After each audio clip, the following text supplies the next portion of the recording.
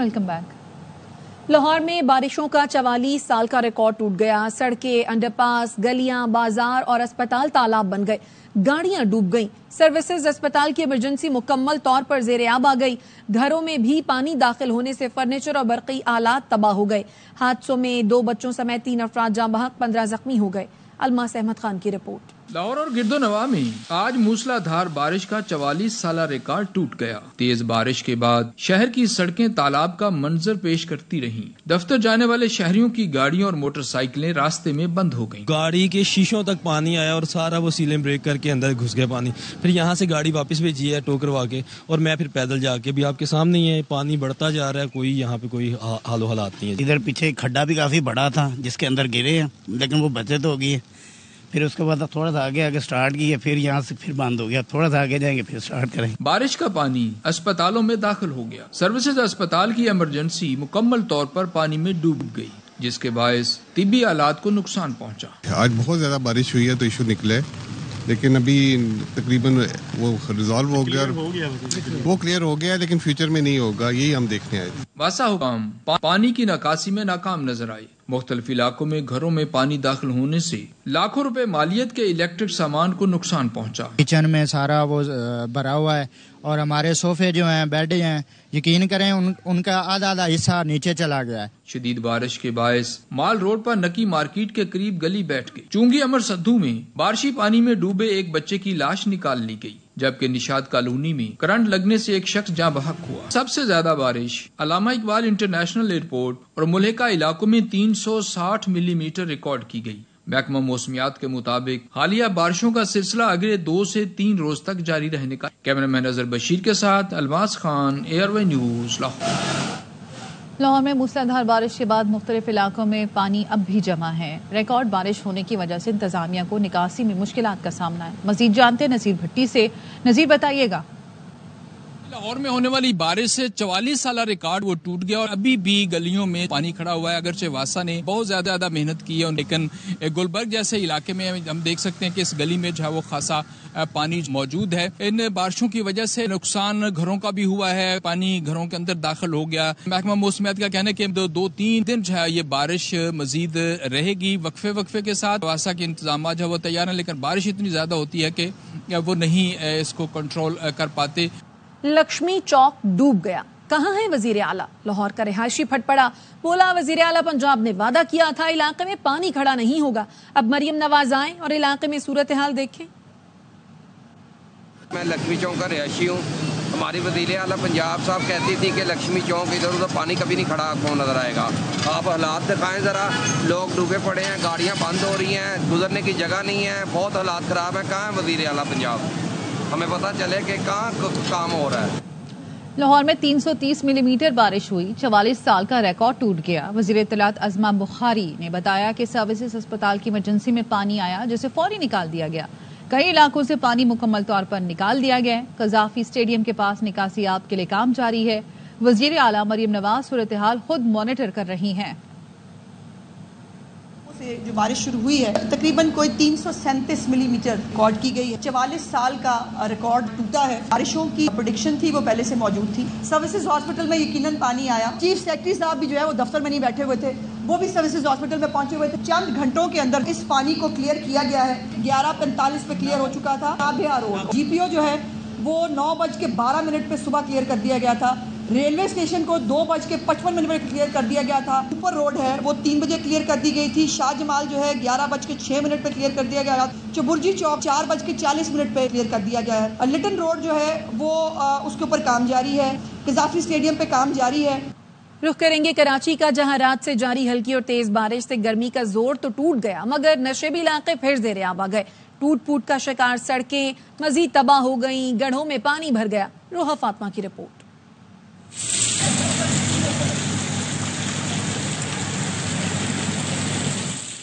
کراچی میں آخر کار ساون کی جھڑی لگ ہی گئی. رات 2:30 بجے سے ہلکی بارش صبح 11 بجے تک مسلسل برستی رہی جس نے گرمی کا زور توڑ ڈالا. محکمہ موسمیات کے مطابق سب سے زیادہ بارش ڈیفنس فیز 2 میں 13 ملی میٹر ریکارڈ کی گئی. کافی عرصے کے بعد اتنی بارشیں ہوئی ہیں کراچی میں. موسم بہت اچھا ہوگا, گرمی کا زور ٹوٹا, بس رحمت کی بارش ہو, زحمت نہ بنے. چند ملی میٹر کی بارش بھی شہر پر بھاری پڑی. کئی نشیبی علاقے اور مرکزی شاہراہیں ڈوب گئی. Right now this is a worst condition and you can't believe کہ ہم کس طرح سے آئے. بارش کے بعد تو صورتحال بہت ہی زیادہ خراب ہو جاتی ہے. انتہائی مشکلات ہے, چلنا دوبر ہے. میرے دیکھ رہی ہیں 500 اوپر ہے اور میں بہت مشکل سے جو ہے وہاں سے آیا ہوں. Old city area, tower, M A Jinnah road, Azizabad, Malir, north ناظم آباد, شیرشاہ, صدر سمیت مختلف علاقوں میں بھی سڑکیں زیر آب آ گئیں. K M C D M C کا عملہ سڑکوں سے مکمل طور پر غائب نظر آیا. انتظامیہ کی عدم توجہ کے باعث شہریوں کی خوشی ماند پڑ گئی ہے. کیمرہ مین مستنصر حسین کے ساتھ روحا فاطمہ, ARY نیوز کراچی. خبریں اور بھی ہیں لیکن یہاں وقت ہوا ہے ایک بریک کا, ہمارے ساتھ رہیے. وزیر اعظم شہباز شریف پارلیمنٹیرین سے گفتگو کر رہے ہیں. پر تشریف لائے اور موضوع ہے وہ آپ سب کے سامنے ہے کہ فلسطین میں جو خون کی ہولی کھیلی جا رہی ہے پچھلے 9 مہینوں سے, اور اب 40,000 سے زائد فلسطینی بشمول ہزاروں بچوں کے شہید کیے جا چکے ہیں. ہسپتالوں کو مکمل طور پر تباہ کر دیا گیا ہے اور ہر روز غزہ میں لاشیں گرائی جا رہی ہیں. شہروں کے شہر اور محلوں کے محلے ان کو زمین بوس کر دیا گیا ہے, اور ہر روز آپ ٹیلی ویژن پر ایسے دلخراش مناظر دیکھتے ہیں جو تاریخ میں اس طرح کے واقعات شاید ہی کبھی کسی نے دیکھے ہوں. اور کل تہران میں جو واقعہ ہوا, میں سمجھتا ہوں کہ پوری دنیا نے اس کی شدید ترین الفاظ میں مذمت کی ہے. یعنی ایکسٹرا ٹیریٹوریل کلنگ ہوئی اور راکٹ کے ذریعے اسماعیل ہانیہ کو شہید کیا گیا, اور کوئی انٹرنیشنل جو قوانین ہیں ان کو پاؤں تلے روندا گیا, کسی چیز کا لحاظ نہیں کیا گیا.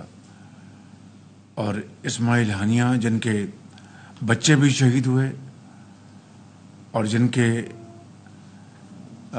گرینڈ چلڈرن بھی شہید ہوئے, ان کو وہاں پر شہید کیا گیا. اس طرح کی صفاقی شاید دیکھتی آنکھ نے پہلے کبھی نہیں دیکھی.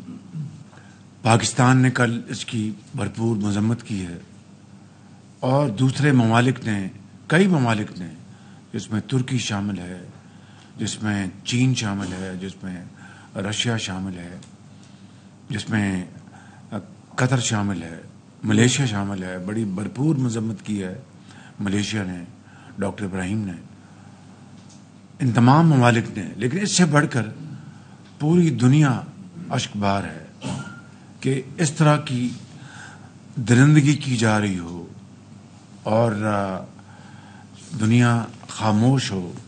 میں سمجھتا ہوں کہ یہ ایک لمحہ فکریہ ہے. میں سمجھتا ہوں کہ ہمیں آج اس نشست میں اس کے اوپر گفتگو کرنی چاہیے. میں اپنی بات یہاں پر ختم کروں گا, اور بات کو آگے بڑھانے کے لیے میں آپ کو دعوت دوں گا کہ آپ اس بارے میں آپ اپنی گفتگو فرمائیں. اور ظاہر ہے کہ آپ نے قومی جو اس وقت آواز ہے جو قوم کی آواز ہے اسی کی آپ نے عکاسی کرنی ہے، اور اس کے ساتھ ساتھ یقیناً آپ نے اپنی پارٹی کے حوالے سے بھی اپنا موقف پیش کرنا ہے. تو میں سمجھتا ہوں کہ یہ انتہا پسندی، یہ دہشت گردی، اس کی جتنی بھی شدید الفاظ میں مذمت کی جائے وہ کم ہوگی. اور اس کے لیے جو عالمی اداروں نے جو بھی قراردادیں پاس کی ہیں یونائٹڈ نیشن سیکورٹی کونسل میں، UN میں، اس کی دھجیاں اڑائی گئی ہیں. اور پھر انٹرنیشنل جو کورٹ آف جسٹس ہے ہیگ میں، اس کا فیصلہ آیا اور انہوں نے اس کی بھرپور مذمت کی، اس کو کہا یہ جینوسائیڈ ہے. تو اس کے باوجود بھی اسرائیل کے ہاتھ روکے نہیں جا سکے، اور نیتن یاہو اپنا کھلے عام جس طرح وہ درندگی کر رہا ہے، اس کی اسرائیلی فوجیں جس طرح تباہی کر رہی ہیں، میں سمجھتا ہوں کہ یہ آج یہ انسان سوز واقعہ ترقی یافتہ ممالک ان کے لیے بہت بڑا چیلنج ہے، اور ان کے لیے بہت بڑا سانحہ ہے کہ کس طرح اس کو ڈیل کریں، کس طرح اس کو وہ نیگوشیٹ کریں. میں شکر گزار ہوں آئرلینڈ کا، اسپین کا، جنہوں نے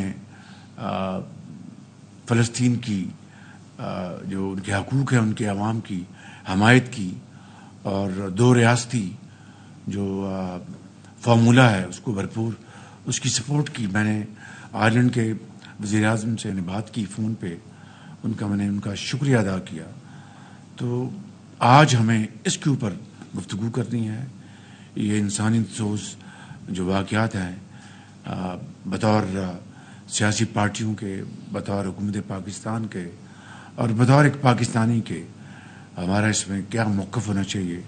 میں نے آپ کو آج زحمت دی ہے، میں بہت ایک مرتبہ پھر آپ کا شکریہ ادا کرتا ہوں. وزیر اعظم شہباز شریف اس وقت گفتگو کر رہے ہیں. ان کا کہنا تھا کہ فلسطین میں ہر روز دلخراش مناظر دیکھنے میں آتے ہیں. کل تہران میں جو واقعہ ہوا پوری دنیا نے اس کی شدید مذمت کی. گزشتہ 9 ماہ میں 40,000 سے زائد فلسطینیوں کو شہید کیا گیا. شہروں کے شہر اور گھر زمیں بوس کر دیے گئے. ہر روز غزہ میں لاشیں گرائی جا رہی ہیں. تاریخ میں اس طرح کے واقعات کسی نے نہیں دیکھے. پاکستان، ترکی اور دیگر ممالک نے اسماعیل ہنیہ پر قاتلانہ حملے کی شدید مذمت کی.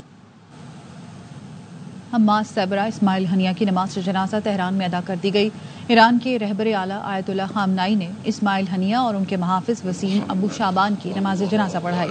تہران یونیورسٹی میں ہزاروں افراد شہید کے جسد خاکی کو کندھا دینے پہنچے. اسماعیل ہنیہ کا جسد خاکی آج تہران سے دوحہ منتقل کیا جائے گا. کل نماز جمعہ کے بعد انہیں لوزیل کے قبرستان میں سپرد خاک کیا جائے گا. واپس آئیں گے اس بریک کے بعد. ہمارے ساتھ رہیے.